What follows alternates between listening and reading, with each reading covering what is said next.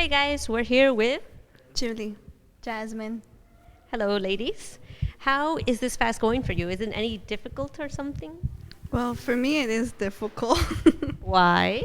because I always love to watch movies. I really love to watch romantic movies and seeing my shows. So it's really tough when you are like into something and then the Holy Spirit is like, no, you have to focus on me and sacrifice. So it's really difficult, but it's worth it. Actually, it is. And how is it going for you? It's also difficult for me as well because we're Netflix fans. So she's with her movies, I'm with my TV shows, The Walking Dead. But I feel like I don't know, I'm so used to that. Like when we get home, we have our spare time, we watch movies, we relax. So it's like, but now it's like, okay, we no TV, no Netflix. So yeah, it's a little difficult for us as well. And even when I'm in school, with the kids blasting their music or me trying, not to hear what they're listening to. So it's difficult. Tell me, how do you deal with the situation in school then?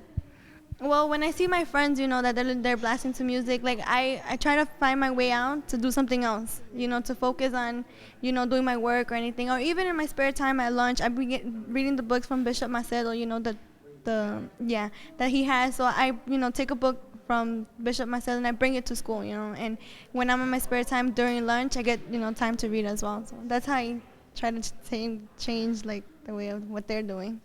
All right, that's cool. So you guys see it's possible. If you guys really want to do it, even though you're in an environment like that, when it's like 1,000 to 1, but it's possible. It's very possible.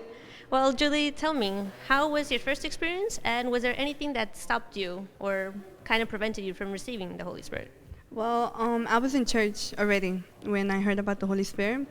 I was already in church in Afresahoven. So in my time, I thought that I changed. I thought I got converted. I thought that I had the Holy Spirit. But in reality, when my actions, my character wasn't showing that.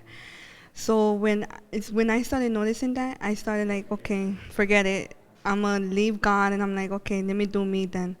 So then, when I wanted to start changing, when I wanted to receive the Holy Spirit, I thought that I wouldn't be able to be forgiven by God. But all the things I have done, the things I have left God for, so that made me have doubts on myself, like, oh, God's not gonna want you back, like whatever you did, like God's not gonna forgive you. So that was impeding me to receive the Holy Spirit.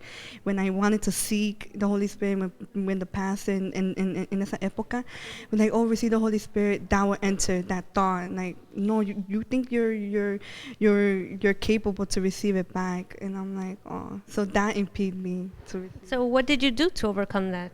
To overcome it, I started, first of all, I started rejecting those things. There was once that a pastor said, that Jesus forgave those people that hurt him in the cross, that como crucificó a Dios. So why don't you think God cannot forgive you? Like, who are you to say, oh, God could forgive this person or not that person? God is merciful, so you have to forgive yourself. So when I heard you have to forgive yourself, I started falling in tears. I'm like, oh my God, like it was me that I was impeding, because God will always forgive you. He's so merciful because of that. So then when I started, overcoming those thoughts, and when I started sinking, that's when I was like, no, God had forgave me a way long back, so I had to forgive myself. So I did a special prayer for that. I'm like, God, I want to forgive myself. I want to believe that I could receive you back. So when I felt like that, I just fell in tears. I just fell in tears and tears, and that was the moment that I had my encounter with God. Like, I had my experience with Him. So that's where I felt like, oh, like somebody there, like a love from a father. Like it's really crazy and special. So there's no words to explain it. So yeah. Yes, it is quite difficult. All the emotions, all the certainty. All right. Well, since you guys are sisters, how did her change influence you, if it did at all? Well, it had a big influence because at that time I wasn't really into God stuff. So seeing her change, that happiness that she had, me and her were like those siblings that would always fight, and I always saw her that she would reject that. She would always have like that good vibe. I would always receive that good vibe from her. So I'm like, That's the Holy Spirit right there. So I was, that even inspired me to be like, I want to have the happiness. I want to be that person that she is as well. And that's what inspired me to also have an encounter with God. Did anything try and stop you, or did you get any evil thoughts or negative thoughts? Anything against this Holy Spirit? Actually, yeah, because when I was during the process of trying to have an encounter with God, it's like I had the friends come at me, or it seemed difficult for me. It was a hard battle for me. But then I was smart about it too, because I'm like, if now the problems are coming more, that's like I'm close to receiving the Holy Spirit. And that's sometimes what people don't get. Sometimes when they're, seeking the Holy Spirit, they see that the problems come more and more and more. But then that's a hint that you say you're so close to receiving the Holy Spirit. So that's when I even fought even more to be able to receive, and that's what I got, the Holy Spirit. Perfect. So tell us, how was that big day for you?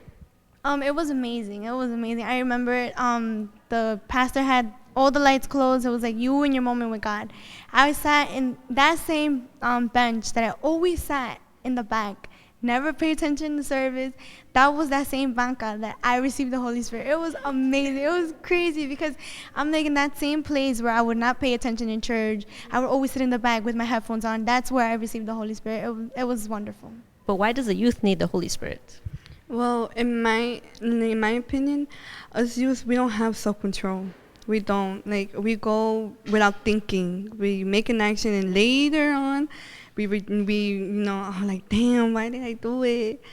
But with the Holy Spirit, I see it like you get self-control. You think before it. You have ese temor. Like, oh, you right away you think about the consequence of every action. So that's what the Holy Spirit helps you with. It makes you realize the consequence later on, and the Holy Spirit guides you in everything. If you're struggling in something, God is always there to give you like a word. When you read the Bible, when you have a situation that you don't know what to do, when you open the Bible, it's like right there. God is like just hits that point, like with one word or with a verse, like right there.